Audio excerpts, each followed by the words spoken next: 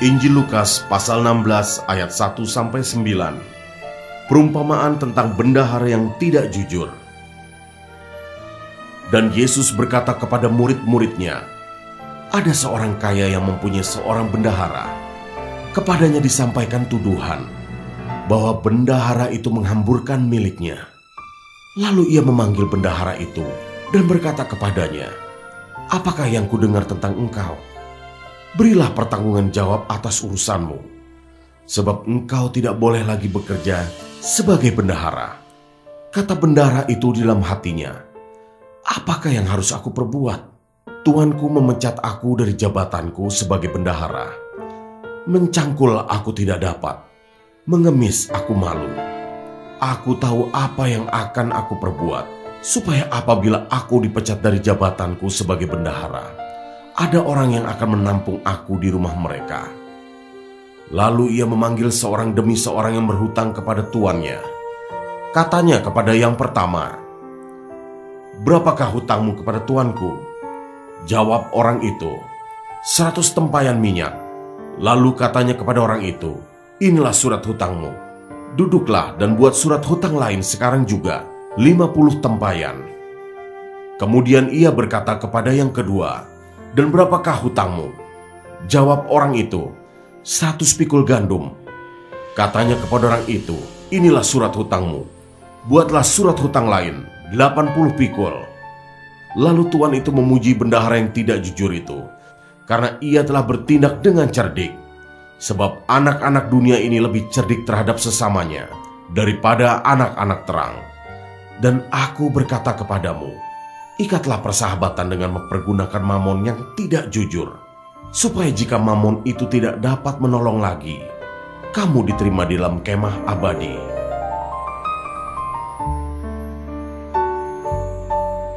Ayat 10-18.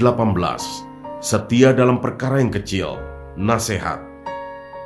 Barang siapa setia dalam perkara-perkara kecil, ia setia juga dalam perkara-perkara besar. Dan barang siapa tidak benar dalam perkara-perkara kecil, ia tidak benar juga dalam perkara-perkara besar.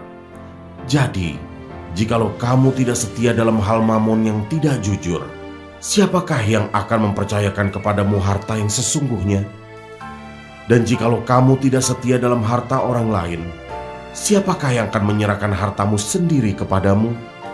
Seorang hamba tidak dapat mengabdi kepada dua tuan, karena jika demikian, ia akan membenci yang seorang dan mengasihi yang lain, atau ia akan setia kepada yang seorang dan tidak mengindahkan yang lain.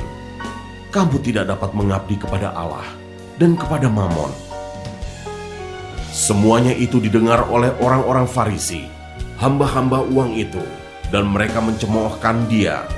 Lalu ia berkata kepada mereka, kamu membenarkan diri di hadapan orang, tetapi Allah mengetahui hatimu. Sebab apa yang dikagumi manusia, dibenci oleh Allah. Hukum Taurat dan kitab para nabi berlaku sampai kepada zaman Yohanes. Dan sejak waktu itu, kerajaan Allah diberitakan, dan setiap orang menggagahinya, berebut memasukinya.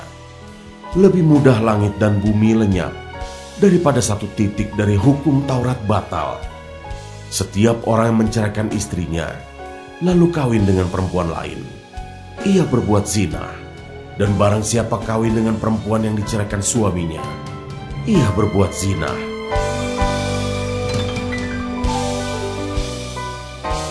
Ayat 19-31. Orang kaya dan Lazarus yang miskin. Ada seorang kaya yang selalu berpakaian jubah ungu dan kain halus, dan setiap hari ia bersukaria dalam kemewahan. Dan ada seorang pengemis bernama Lazarus, badannya penuh dengan borok, berbaring dekat pintu rumah orang kaya itu, dan ingin menghilangkan laparnya dengan apa yang jatuh dari meja orang kaya itu. Malahan anjing-anjing datang dan menjilat boroknya. Kemudian matilah orang miskin itu, lalu dibawa oleh malaikat-malaikat ke pangkuan Abraham. Orang kaya itu juga mati, lalu dikubur.